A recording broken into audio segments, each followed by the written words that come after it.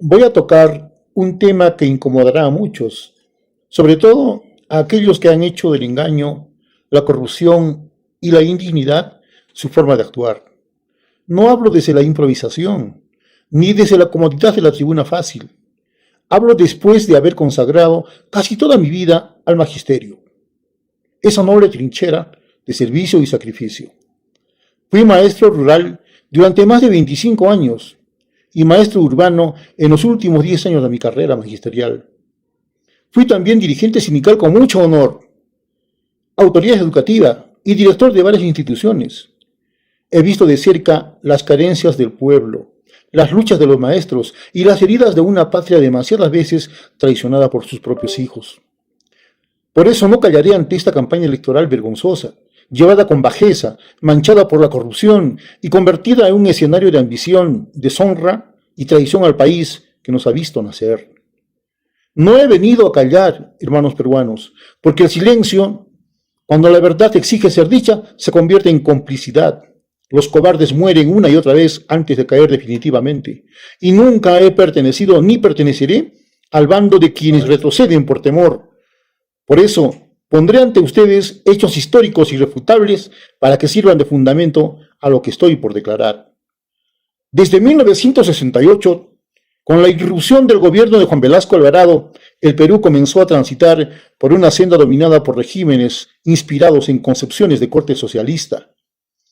Velasco ejerció el poder absoluto hasta 1975 y el salto de su mandato no fue otro que el debilitamiento de los principios sobre los cuales debía sostener una patria verdaderamente libre, democrática e institucional. Bajo su régimen se expropió la empresa privada, se impuso una reforma agraria cuyos resultados fueron desastrosos, se nacionalizaron la minería y la industria pesquera y se extendió el control del Estado sobre la banca, las telecomunicaciones y la prensa.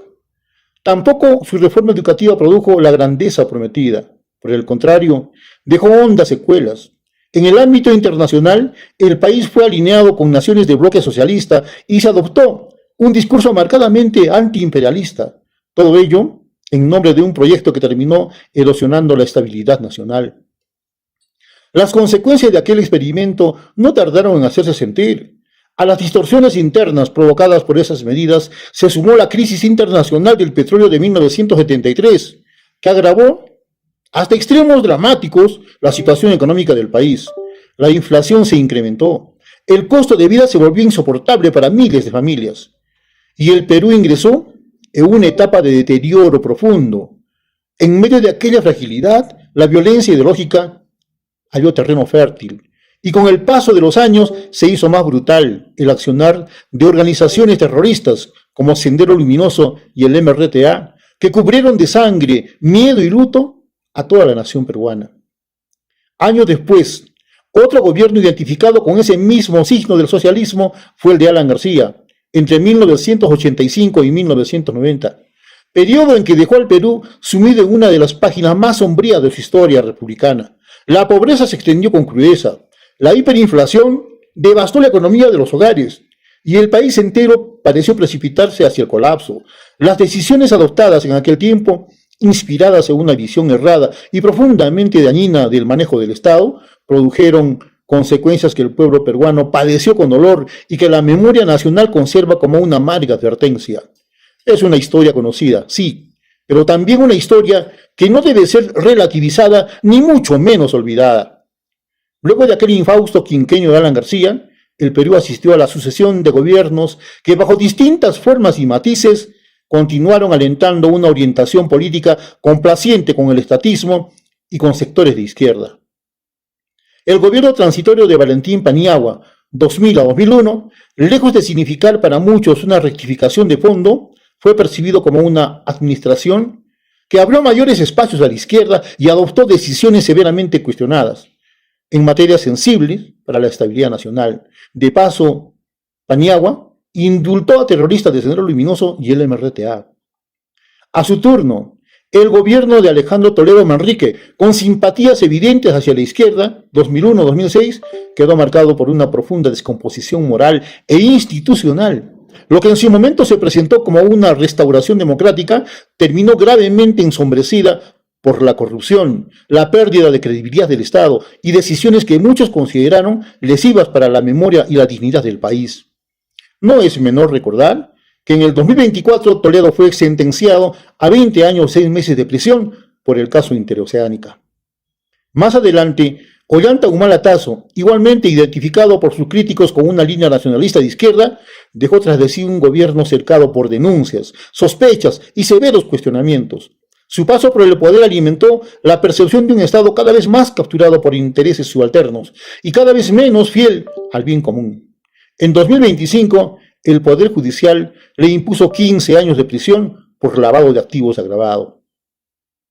Martín Vizcarra, Francisco Sagasti, Pedro Castillo, Dina Boluarte y José María Balcázar, el actual, son todos de la izquierda recalcitrante. No representan cada uno a su turno, sino distintos rostros de una misma decadencia republicana. Unos dejaron tras de sí condenas judiciales, otros decisiones severamente cuestionadas, otros más investigaciones y escándalos o una erosión intolerable de la autoridad moral del Estado. En todos ellos, con diferentes matices, el Perú ha contemplado el avance de la improvisación, la corrupción, la impunidad, el desgobierno y la claudicación de principio que jamás debieron negociarse. Tal es el drama de una patria que, en vez de ser conducida por hombres y mujeres a la altura de su historia, ha debido soportar demasiadas veces el peso de la mediocridad, del latrocinio, de la ambición y el descrédito. A lo largo de esta extensa etapa política desde 1968 hasta nuestros días, el Perú ha sido conducido en buena medida por gobiernos inclinados al estatismo, al intervencionismo y a diversas expresiones de la izquierda. En contraste, los gobiernos claramente identificados con una orientación de derecha o de libre mercado han sido menos numerosos y más esporádicos. Tras el segundo gobierno de Alan García, que concluyó en 2011, el país volvió a quedar bajo administraciones severamente cuestionadas por la corrupción, la inestabilidad y el progresivo deterioro de las instituciones republicanas con la consabida complicidad de sistemas absolutistas de corte comunista. Con tales antecedentes históricos, queda de manifiesto que la izquierda ha gobernado el país en repetidas ocasiones y que cada vez que ha tenido en sus manos el timón de la República, lo ha conducido no hacia la prosperidad, sino hacia la crisis, el deterioro institucional y la desesperanza colectiva.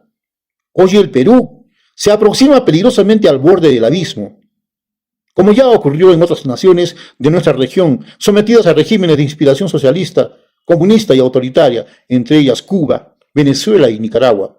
Por eso, los comunistas no pueden comparecer ante el pueblo con el descaro de afirmar: ahora nos toca a nosotros, porque la derecha ya gobernó. No les asiste la verdad, no los respalda la historia y no los absuelve la experiencia. Allí donde han implantado sus doctrinas envejecidas, las promesas de redención han terminado, casi siempre en ruina, opresión y miseria. La historia habla, hermanos peruanos, y cuando habla con semejante claridad, solo la mala fe o el fanatismo pueden atreverse a desmentirla. La coyuntura política de 2026 también ha venido a agravar estas sospechas y a profundizar la desconfianza ciudadana. Las elecciones generales estuvieron marcadas por graves fallas logísticas, retrasos en el cómputo y denuncias de presuntas irregularidades que colocaron bajo intenso escrutinio a la OMPE y a su jefe Piero Corbeto. En ese contexto, la conducción del organismo electoral ha quedado severamente cuestionada, y la permanencia de sus principales responsables en cargos de tan alta importancia no hace sino ahondar el descrédito de una institución llamada a resguardar la voluntad popular con honor, pulcritud y absoluta imparcialidad. Reuters reportó retrasos, irregularidades logísticas, ampliación de la votación en algunos lugares, una denuncia penal del Jurado Nacional de Elecciones y una investigación policial por material electoral hallado en vía pública. Al mismo tiempo, observadores de la Unión Europea sospechosamente señalaron que no encontraron irregularidades en el proceso, cuando a ojos vistas las pruebas de este fraude salen publicadas en los medios de información todos los días, todos estos últimos días. Según se nos informa, estos observadores no serían sino defensores del chavismo totalitario. Si ello es así, ¿Con qué fundamento habría de creérseles? ¿Por qué otorgar crédito a personajes que llegan al país no para velar con imparcialidad, la transparencia, sino para disfrutar de un cómodo turismo, deleitarse con la exquisita gastronomía peruana y alojarse en hoteles de lujo? ¿Todo ello para qué? Solamente para distorsionar la información electoral. ¿Cómo puede hablarse de elecciones pulcras cuando la propia autoridad electoral enfrenta denuncias penales, investigaciones disciplinarias y el repudio unánime de la ciudadanía por este vergonzoso proceso eleccionario? La denuncia presentada por la Procuraduría del Jurado Nacional de Elecciones se sustenta en los siguientes puntos. 1. Atentado contra el derecho de sufragio porque más de 63.000 electores no pudieron votar, debido a que el material electoral no llegó a tiempo o nunca llegó, especialmente en distritos como San Juan de Miraflores, Lurín y Pachacama, en Lima. 2. Omisión de funciones y conducta omisiva sistemática. Corbeto conocía los riesgos de la falta de material antes del inicio de la jornada electoral y no informó oportunamente a sus jefes de la JNE. 3. Fallos en la cadena de custodia. Se reportaron irregularidades en la custodia del material electoral, incluyendo el hallazgo de cajas abandonadas en la vía pública. ¿Por qué no participó el ejército peruano como siempre lo hacía? ¿Por qué se ignoró su participación? Estas y otras preguntas quedan en el aire. Que se investigue hasta el fondo este fraude que están cometiendo. 4. Problemas con la empresa contratada que no cumplió con la entrega de material electoral en los distritos antes mencionados, habiendo otras empresas con mayor prestigio y solidez que ofertaron menor presupuesto. Es un asco lo que está pasando en nuestro Perú, hermanos peruanos. Según esta lectura de la coyuntura política, el propósito encubierto de la izquierda, coludida con la OMPE, sería colocar a toda costa a Roberto Sánchez, un corrupto de la izquierda. Colocar a Roberto Sánchez en la segunda vuelta frente a Keiko Fujimori, bajo la convicción de que en un escenario semejante podrían repetir la fórmula que en anteriores oportunidades les permitió imponerse cuando Keiko alcanzó dicha instancia electoral. Desde esa misma perspectiva, todo este espectáculo político habría sido cuidadosamente montado, cuidadosamente diseñado para impedir el ascenso de Rafael López Aliaga, pues existe la certeza de que si Rafael López Aliaga pasara una segunda vuelta frente a Keiko o frente a cualquier candidato del comunismo, el postulante de la derecha obtendría una victoria ampliamente superior. Para mayor claridad, considero un deber advertiros que el sector más extremo de la izquierda pretende abrirse paso en abierta cercanía con figuras radicales como Vladimir Cerrón, un cirujano cuyo principal mérito es su formación ideológica en Cuba, que le permite atentar contra su propio país.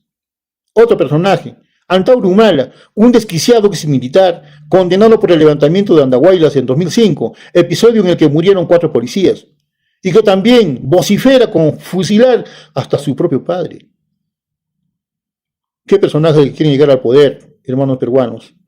¿Vamos a permitir esto? ¿Entregaremos el destino del Perú a estos traidores?